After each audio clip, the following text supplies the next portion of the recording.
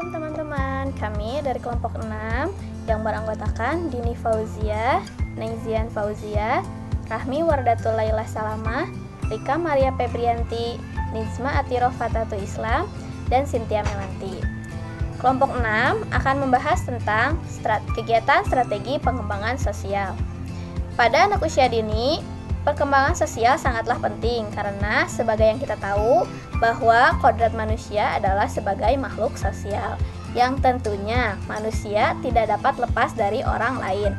Nah, dengan demikian, perkembangan sikap sosial yang baik bagi anak, maka anak akan dapat menjalin hubungan yang baik pula dengan sesama manusia yang lainnya yang berada di dalam kehidupannya, yaitu teman sebaya, orang tua, saudara, ataupun orang lain yang ada di sekelilingnya. Nah, untuk strategi pengembangan sosial anak usia dini sendiri, terdapat 4 poin. Yang pertama, sikap sosial anak adalah cerminan dari pola asuh orang tua ketika berada di rumah. Upaya pengembangan sikap sosial ini dapat dilakukan dengan cara melibatkan anak dalam setiap kegiatan apapun. Contohnya, dengan mengajak anak untuk menjenguk atau mendoakan teman yang sakit, membantu teman yang dalam kesusahan, ataupun melakukan kegiatan sosial yang lainnya. Yang kedua, pengembangan sikap sosial anak dapat dikembangkan dengan memotivasi anak untuk bersikap atau berbuat baik. Nah, dalam kegiatan ini kita bisa memberikan reward kepada anak. Siapa saja yang dapat menunjukkan atau melakukan sifat yang baik kepada teman atau orang lain, maka akan mendapat reward. Rewardnya bisa berupa biasanya kalau di TK bisa berbentuk bintang ataupun bisa berupa hadiah kecil, contohnya makanan atau apapun itu. Yang ketiga, pengembangan sikap sosial anak dapat dilakukan dengan cara menstimulasi anak melalui dongeng atau cerita kisah-kisah teladan Nabi dan Rasul. Dengan demikian akan memberikan contoh atau gambaran sikap teladan yang dapat dicontoh oleh anak, seperti yang kita tahu bahwa contohnya dalam sikap Nabi Muhammad terhadap tetangga ataupun orang-orang yang memusuhinya. Kita bisa menceritakan hal tersebut dan menjelaskan kepada anak bagaimana sikap sosialnya. Yang terakhir, pengembangan sikap sosial anak dapat dikembangkan melalui metode pembiasaan. Nah, hasil dari pengembangan sikap sosial anak dapat dilihat dari perubahan sikap anak atau perilaku anak terhadap orang lain, ataupun bisa dilihat dari bagaimana anak menyikapi masalah-masalah sehari-harinya. Contohnya seperti saat berebut mainan dengan saudaranya ataupun dengan temannya. Nah, itu untuk strategi pengembangan sosial anak usia dini. Nah, untuk selanjutnya kami akan membahas langsung kepada contoh-contoh yang memang benar-benar ada di kehidupan anak-anak.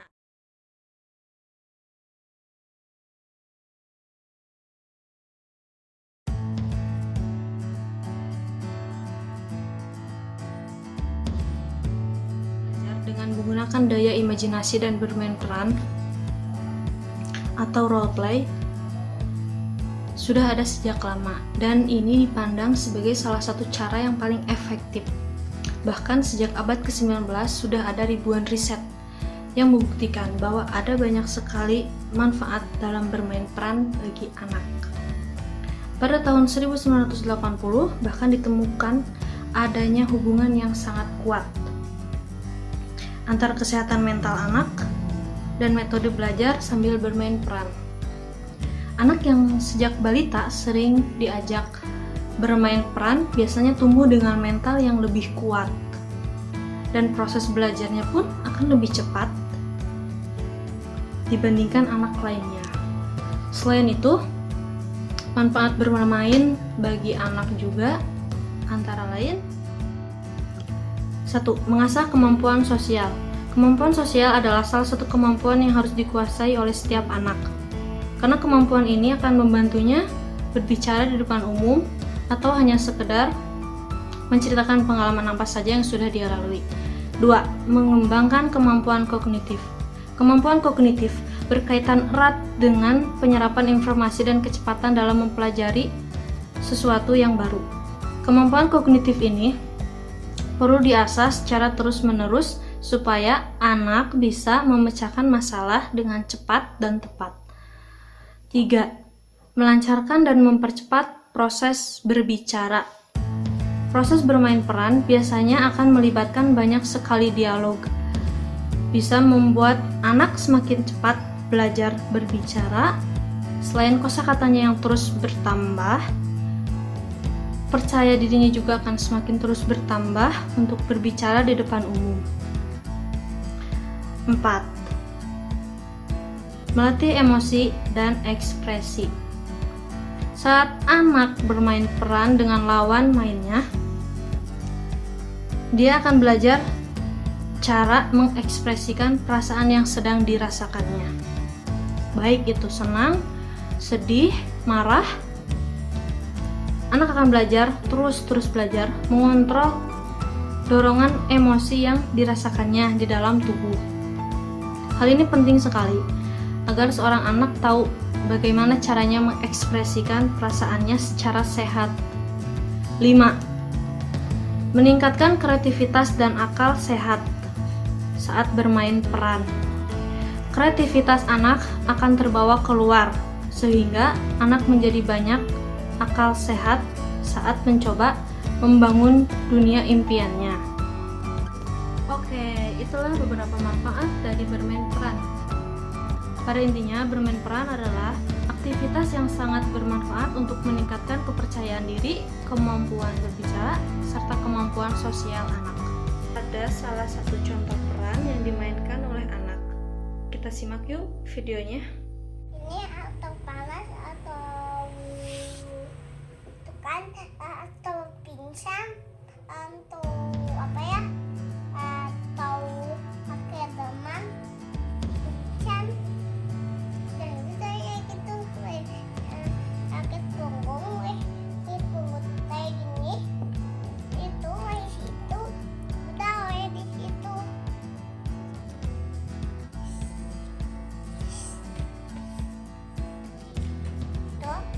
Apa itu resepnya? Ya. Udah bikin resepnya belum? Belum. Ini nih uangnya. Uangnya nih. Dari situ. Habis, bye. Nah, teman-teman sudah lihat kan videonya? Pasti teman-teman sudah tahu dong peran apa yang dimainkan oleh anak dalam video tersebut. Sudah tahu dong, dokter. Ya, anak tersebut berperan sebagai dokter. Terlihat kan? Anak tersebut begitu antusias, begitu responsif, begitu komunikatif, begitu peka terhadap pasien. Begitu jiwa dokternya tuh ada gitu. Menjadi garda terdepannya tuh sungguh-sungguh untuk pasien. Dengan belajar bermain peran juga bisa menambah wawasan anak loh.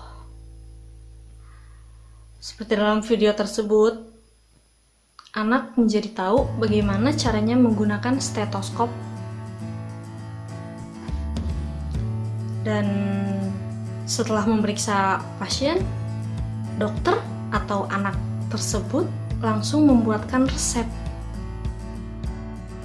Untuk contoh selanjutnya dalam kegiatan strategi perkembangan sosial anak usia dini bisa dilihat dalam kegiatan outbound, yaitu memanjat, berjinjit, flying fox, berjalan di atas papan titian, berjalan di atas tali, dan yang lain-lainnya.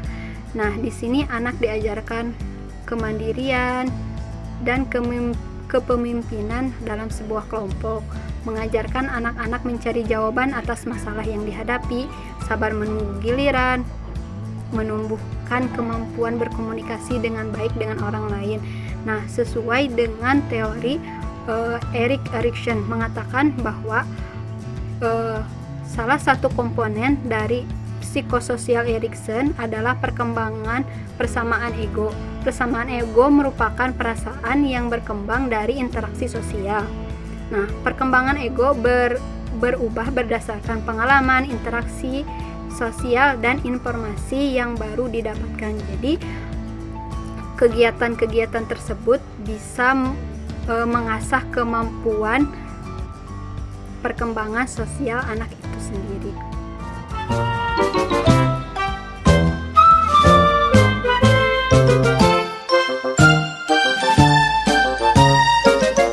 Assalamualaikum warahmatullahi wabarakatuh. Saya Rika Maria Febrianti akan menjelaskan tentang kegiatan sosial di dalam seni. Saya lebih mengambil gerak dan lagu. Kenapa saya lebih mengambil gerak dan lagu? Biasanya anak usia dini tidak lepas dari gerak dan lagu. Selain memberikan keceriaan dan kesenangan, juga membantu anak untuk menyatakan perasaan dan pikiran, terutama pada aspek kecerdasan, emosional, linguistik, dan kinestetik. Nah, tadi saya memberikan sedikit video contoh gerak dan lagu anak-anak TK. Nah, mulai pembelajaran gerak dan lagu, juga pemahaman anak terhadap musik dan lagu akan berkembang lebih optimal. Melalui gerak dan lagu juga anak bisa mengikuti setiap perkata ibu guru yang ibu guru bilang. Contohnya, ibu guru menyuruh anak dengan gerakan maju, gerakan mundur, gerakan lompat, dan sebagainya. Sekian dari saya, akan dilanjut oleh teman saya, Tenisma. Wassalamualaikum warahmatullahi wabarakatuh. Bismillahirrahmanirrahim. Saya Nijma Anti Rafatatul Islam. Di sini saya akan membahas tentang strategi kegiatan pengembangan sosial anak usia dini. Nah, kegiatan apa? Nah, di sini saya akan sedikit menjelaskan tentang kegiatan anak PAUD atau TK yang sedang berkunjung ke yayasan atau panti asuhan. Nah, sebelum saya menjelaskan beberapa materinya, akan ada beberapa foto dulu ya.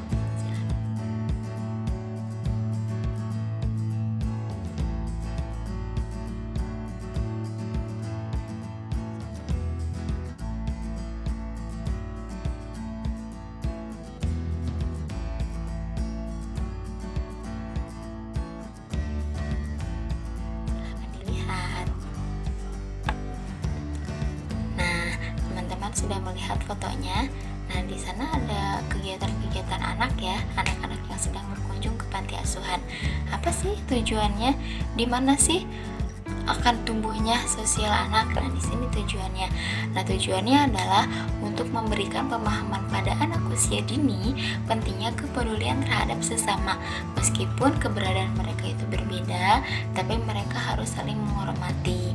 Nah, kedua, untuk kembangkan karakter cinta terhadap Allah dan segenap ciptaannya yang memiliki sifat jujur, amanah, juga mengembangkan aspek sosial sebagai individu yang dermawan. Nah, selain mereka dermawan, memberikan barang-barang mereka, nah mereka juga akan tumbuh sikap sosialnya gitu, rasa empati dan lain-lain. Nah, dan yang ketiga, untuk menumbuhkan kepekaan serta rasa sosial dan empati sejak dini. Nah, yang tadi itu. Nah, pasti anak-anak akan ngerasa, oh gini ya rasanya jadi anak panti asuhan, oh gini ya rasanya jadi mereka gitu. Nah, mereka bakalan ada rasa kasihan, empati, nah kayak gitu akan merasakan juga. Dan yang keempat, untuk memberikan pemahaman terhadap anak usia dini akan pentingnya kepedulian terhadap sesama. Meskipun keberadaan mereka sangat jauh berbeda ya, anak-anak panti ada di panti, ada di yayasan, sedangkan anak-anak yang bersama keluarganya ada dengan kedua orang tuanya. Nah, di situ mereka agar tidak membeda-bedakan seperti itu. Itu beberapa tujuannya. Nah, selain itu ada perkembangan sosial atau pengembangan sosial menurut para ahli. Ada 3 ahli yang mengutarakan pendapat mereka. Ada menurut Elizabeth B. Hurlock yang menyatakan bahwa perkembangan sosial itu adalah kemampuan seseorang dalam bersikap atau tata cara berperilaku dalam kehidupan sehari-hari. Jadi antara si A dan si B bagaimana sikapnya, apakah baik atau jaim jahil atau jahat. Nah, seperti itu. Dan yang kedua menurut Singgih D. Gunarsa, dan menurut Singgih ini adalah perkembangan sosial merupakan kegiatan manusia sejak lahir. Dari bayi, anak-anak, dewasa, mereka akan senantiasa melakukan perubahan kayak gitu, melakukan penyesuaian diri sampai akhir hayatnya akan seperti itu terus. Nah, seperti ini anak TK harus menyesuaikan dirinya dengan daring. Nah, seperti itu. Jadi mereka harus beradaptasi dulu, interaksi sosial pun dari jarak jauh. Nah, seperti itu. Dan yang ketiga ada menurut Abu Ahmadi. Nah, kata Abu Ahmadi ini adalah perkembangan sosial adalah dimulai dari sejak manusia itu lahir. Jadi sejak manusia itu lahir sebetulnya bayi juga sudah berinteraksi sosial. Bagaimana sih berinteraksinya? Nah, berinteraksinya bayi contohnya pas lahir bayi itu nangis. Nah, itu bukti berinteraksinya bayi seperti itu. Atau pas kita bercandain, pas kita sapa bayi itu tersenyum. Nah, seperti itu bukti bayi atau anak-anak bisa berinteraksi sosial terhadap kegiatan strategi perkembangan sosial anak usia dini melalui dengan bercerita mampu mengembangkan dan mengasah sosial anak. Nah, untuk itu kita lihat video yang satu ini ya. Dalam riwayatnya, Rasulullah SAW selalu bersifat rendah hati dan pemaaf. Tiada terhitung banyaknya cacian dan hinaan yang diterima beliau dari kaum kafir Quraisy. Namun, beliau tetap berbuat baik terhadap orang-orang yang menghinanya itu.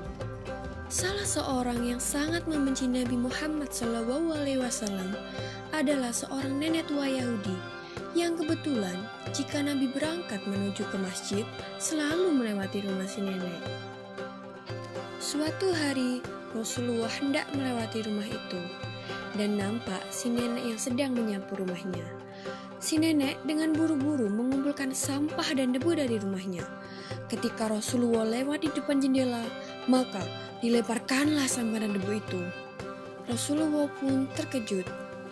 Namun ia tidak marah begitu tahu siapa yang melemparnya. Malah Rasulullah mengangguk sambil tersenyum. Assalamualaikum, sapa Rasulullah. Nenek itu malah melotot kepada Rasulullah. Anyah kau, kata si nenek. Keesokan harinya, Rasulullah hendak melewati rumah itu lagi. Dan ternyata si nenek sudah bersiap-siap lagi melempar Rasulullah dengan kotoran. Kali ini dia juga meludahi Rasulullah. Namun, bagaimanakah sikap Nabi Muhammad SAW? Lagi-lagi, Rasulullah hanya tersenyum dan berusaha membersihkan pakaiannya. Si nenek menjadi tambah marah karena Rasulullah SAW tidak tampak emosi sedikit pun. Begitulah, beberapa hari Rasulullah lewat di depan rumah nenek tersebut. Setiap kali itu pula, ia menerima lemparan sampah, debu, dan lain-lainnya. Rasulullah tetap saja tidak marah terhadap nenek tua Yahudi tersebut. Suatu hari, Rasulullah SAW lewat lagi di depan rumah sang nenek. Tapi, kali ini tampak ada yang berbeda. Si nenek tidak terlihat di depan rumah seperti biasanya. Padahal Rasulullah sudah bersiap-siap untuk menyapa nenek tersebut. Aneh, pikir Rasulullah. Pasti ada sesuatu yang sedang terjadi pada si nenek. Lalu Rasulullah mendatangi dan bertanya kepada tetangga si nenek. Apakah engkau tahu apa yang terjadi dengan nenek di sebelah rumah ini? Aku tidak melihatnya hari ini. Tetangganya pun menjawab pertanyaan Rasulullah. Mengapa engkau begitu peduli pada dia, wahai Rasulullah? Bukankah ia selama ini selalu menghinamu? Mendengar pertanyaan dari tetangga si nenek, Rasulullah hanya tersenyum. Tetangga itu lalu menjelaskan bahwa si nenek tinggal sebatang kara dan kini ia sedang sakit keras. Maka dengan segera Nabi Muhammad SAW menuju rumah si nenek yang sedang sakit. Di rumah itu Rasulullah membantu memasak, mengambilkan air dari sumur, dan membersihkan debu-debu di rumah. Si nenek merasa begitu heran melihat ada orang yang berbaik hati membantunya. Ia pun berusaha bangkit dari tempat tidurnya, dan alangkah terkejutnya si nenek ketika tahu siapa sebenarnya orang tersebut. Dan begitu melihat wajah Rasulullah yang sangat tulus merawatnya sewaktu sakit, si nenek itu pun langsung menitihkan air mata. Selama ini tidak ada seorang pun yang mau merawat si nenek. Akan tetapi orang yang selama ini dihina si nenek terus-menerus malah menjadi satu-satunya orang yang bersedia merawat si nenek dengan penuh kasih sayang. Si nenek pun segera meminta maaf kepada Rasulullah sembari terus mengeluarkan air matanya. Nah, di video tadi kita dapat menyimpulkan bahwa sikap sosialnya Rasulullah terhadap orang itu betul-betul sangat luar biasa. Walaupun beliau udah dicaci maki, udah dihina, udah dilempari kotoran malahan, tapi sikap sosialnya terus tumbuh gitu. Nah, ini video ini bisa mengembangkan sikap sosial kepada anak-anak dengan salah satu contoh teladan kita Nabi Muhammad SAW. Nah, mungkin cukup sekian untuk pembahasan kegiatan strategi pengembangan sosial anak usia dini. Terima kasih. Jadi, kesimpulan dari materi kegiatan pengembangan sosial anak usia dini adalah kegiatan yang bisa melatih anak untuk pengembangan sosial, diantaranya kegiatan menceritakan kisah Nabi dan Rasul, bermain peran, bermain permainan di luar seperti outbound, tari-tarian, dan berkunjung ke panti sosial. Dari kegiatan di atas, anak bisa belajar tentang interaksi sosial dengan orang dewasa, teman sebaya, dan yang lainnya. Tidak hanya itu, anak juga bisa belajar tentang memecahkan konflik, bekerja sama, dan peduli terhadap orang lain. Sekian presentasi dari kelompok kami. Semoga materi yang kami sampaikan bermanfaat, umumnya bagi kami dan khususnya bagi kalian semua. Wassalamualaikum warahmatullahi wabarakatuh.